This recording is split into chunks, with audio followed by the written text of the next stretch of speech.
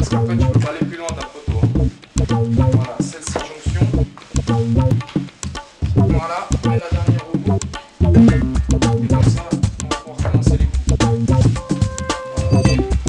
Bonjour, je m'appelle Braulio, j'ai 19 ans, je suis apprenti poseur de revêtement de sol en deuxième année. Bonjour, je m'appelle Laurent, j'ai 50 ans, je suis chef d'entreprise. Bonjour, je m'appelle Grégory, j'ai 22 ans, je suis apprenti poseur de sol. Poseur de sol, c'est un métier du bâtiment qui consiste à poser de la moquette, du lino et plusieurs revêtements. Ce métier, on le nomme tout simplement poseur de sol. Quand on parle de moquette et de PVC, et parquetteur quand on parle dans le bois et les parquets qui nous concernent. Quand on arrive sur le chantier, on va récupérer souvent un fond qui n'est pas propre. Donc des fois on doit rattraper des niveaux, mettre des couches de lissage. Et ensuite seulement on pourra poser la moquette, donc bien préparer en amont le travail. Ensuite voilà, on peut venir avec la moquette ou un autre revêtement suivant ce qu'il y a. Au départ, j'étais au semestre de motivation. C'est une entreprise qui vous aide à trouver du travail, à trouver un apprentissage. Puis au fil de mes recherches, j'ai fait plusieurs stages dans divers métiers. Je fais carrossier, j'ai fait peintre en bâtiment, je fais menuisier, ébéniste, vendeur. La moquette, c'est ce qui m'a plu le plus, c'est ce qui m'a donné envie d'avoir un travail. J'ai essayé de faire pâtissier, j'ai essayé la mécanique, j'ai essayé la géométrie. Et non, je pense que le travail dans le bâtiment, c'est vraiment ce qui me correspond le mieux. On a peut-être un peu plus de liberté, le fait de ne pas être tous les jours au même endroit, on se promène beaucoup dans la ville, on voit plein de gens différents. Faire du gros chantier comme des petits appartements chez des clients, ouais, on voit vraiment beaucoup de choses. J'ai commencé mon apprentissage à 16 ans et puis j'ai après continué ce métier. J'ai fait mon CFC 3 ans après. Et après, je me suis mis à mon compte relativement assez vite pour créer mon entreprise. C'est un apprentissage qui se passe sur 3 ans, 4 années si vous voulez faire parquetteur à la fin. Vous allez commencer en première année par 2 mois de travail en entreprise, ensuite vous avez vos premiers cours pratiques. Tout au long des 3 ans, vous avez une journée d'école par semaine, avec à chaque fois 2 semaines de cours pratiques par année. Vous allez à Morges, ce serait l'équivalent du SEPTA à Genève. Comme il n'y en a pas assez à Genève, ça se passe dans le canton de Vaud avec les apprentis de toute la Suisse romande. La première année, c'est général, c'est-à-dire que ça concerne aussi bien les moquettes, les PVC que le parquet. Et ce qui est très important, il faut bien en retenir ceci, c'est que c'est la préparation des fonds. Sachez que dans n'importe quel travail, lorsqu'il est bien préparé, il est bien plus facile après de le réaliser.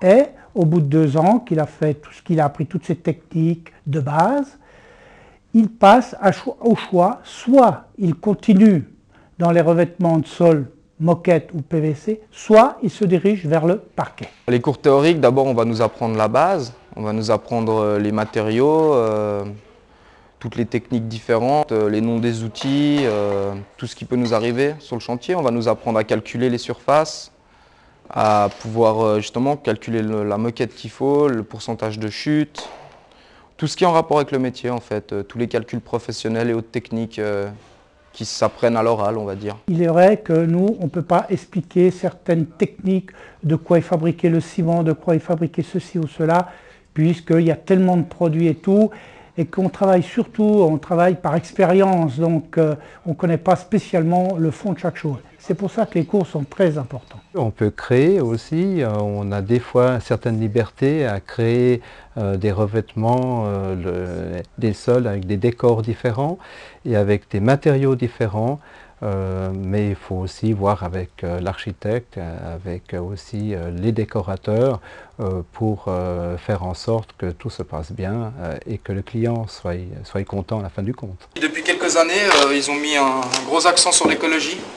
Donc on n'utilise quasiment plus que des produits sans solvant, à part pour la colle contact où ils n'ont pas encore réussi à égaler on va dire les qualités techniques de cette colle avec des composants naturels, mais sinon le reste c'est que des colles à l'eau. Les produits sont naturels. S'il y a du bois dedans, ça provient de forêts contrôlées où ils replantent à chaque fois. Et c'est pour quasiment tous les produits comme ça, et on essaie d'avoir un impact minimum sur la planète. Je pense que c'est un métier qui a toujours de l'avenir.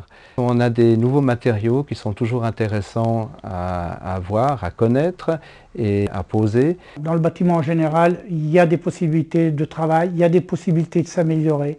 Il y a des cours en dehors du soir, il y a des usines qui mettent à disposition des séances, des journées pour apprendre les nouveaux produits et tout. Celui qui veut s'y intéresser, celui qui veut progresser, il a tous les moyens à sa disposition. Actuellement, on est en train de réaliser les sols de la TSR. Donc c'est quand même un bâtiment assez important à Genève et ouais, c'est toujours bien. C'est un bâtiment que tout le monde connaît, que beaucoup de monde verra et quand on en parlera, on dira ah bah tiens, c'est moi qui ai posé la moquette là-bas, il y avait tant de mètres carrés, ça nous a pris longtemps mais c'est un beau travail et voilà quoi. Tout le monde connaît donc tout le monde va en parler et à travers ça ils parleront peut-être un petit peu de nous aussi. L'avantage dans beaucoup de métiers manuels, donc le revêtement de sol ou le poseur de sol ou de parquet, il peut travailler, c'est universel, il peut aller travailler partout, dans le monde entier. Il n'est pas tenu à certaines règles, elles sont partout les mêmes. Il faut aimer son métier, faire très attention, écouter, regarder pour apprendre. Souvent, des jeunes se mettent à l'apprentissage parce qu'il y a un échec scolaire ou une difficulté à l'école. Et ceci, c'est dommage, car si un jour il veut être technicien ou évoluer, il lui faut une base scolaire importante. Il ne faut pas croire que le manuel d'un côté est le bureaucrate ou d'un autre côté. Non, c'est faux. Pour faire un bon ouvrier, il faut qu'il ait aussi des connaissances de base importantes au niveau de l'école. Oui, les apprentis sont très bien considérés parce qu'ils nous considèrent comme la relève. Donc je pense que s'ils nous forment bien, c'est tout à leur honneur. Ou 10 ans après, ils diront « t'as vu ce travail comme il est bien fait, c'est l'apprenti que j'ai formé qui l'a fait, il l'a fait avec ma technique ». Je pense que, ouais, voilà, même si le poseur arrête, il continue un peu à travers son apprenti. Et je pense que ça doit leur faire plaisir de voir qu'un jeune s'en sort et qu'il se fait un nom et qu'on sait qu'on peut compter sur lui. Je pense que le poseur qui l'a formé, c'est une certaine fierté pour lui. Ça change d'être derrière un bureau, on est actif en fait, on est actif, on transpire, ce qui est différent d'être derrière un bureau en train d'écrire et rester assis toute la journée en fait. C'est un métier où ouais, vous êtes en constante évolution, donc vous n'aurez jamais fini d'apprendre. Pour quelqu'un qui a envie d'apprendre quelque chose sur plusieurs années, il va pouvoir faire plein de cours différents, il pourra aller visiter des usines. Puis ouais, si quelqu'un aime avoir un peu de responsabilité, il faut quand même avoir un petit peu de physique, mais ça fait du bien de se dépenser. Et ouais, je pense que pour quelqu'un qui a envie quand même de se dépenser un peu et qui a envie de voir quelque chose qu'il a fait de ses mains, c'est quand même bien à la fin. Quand on se retourne et on voit la pièce qu'on a fait, on se dit « Ah bah c'est moi qui l'ai fait » et c'est peut-être pas donné à tout le monde.